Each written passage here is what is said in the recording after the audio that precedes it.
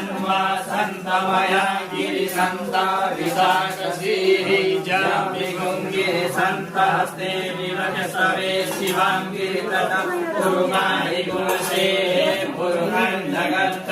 शिवेन वचसात्वा गिरिसाच्छा वदामसि यमानः सर्वमि जगदयस्मो सुमना असर्भ अद्यवोचदति वक्ता प्रथमो दैव्यो विघग्र अहिंस सर्वाज्यं भयन् सर्वास्व जातु धान्यो धराचिः परासुव असोजस्ताम्रो अरुण उत बभ्रुः सुमङ्गलः जयचैन गुरुद्रा अवितो दिक्षुश्रिताः सहस्रशो वैखागुहेड इमहे असोजो वसर्वति नीलग्रीवो विलोहितः उतैन गोवा अदृशन्नुदार्यः सदृष्टो मृडयातिनः नमोऽस्तु नीलग्रीवाय सहस्राक्षाय मीढुके अमोजे अस्य सत्त्वानो अन्तेभ्यो करन्नमः प्रमुञ्च धन्वांश भवयोरात्न्योर्जन्म ह्यस्तते हस्त इखवः पराता भगवो वप विजन्दनुः कपतिनो विशल्यो वाणवारुव अनेसन्नस्य जायिकव आगुरशनिरङ्गदी जाते हेतिर्निरुषमहस्ते बभूवते धनुः वयास्मान् विश्वतस्मया परिचा परिते धन्वानो हेतिरस्मान् क्रीडतु विश्वतः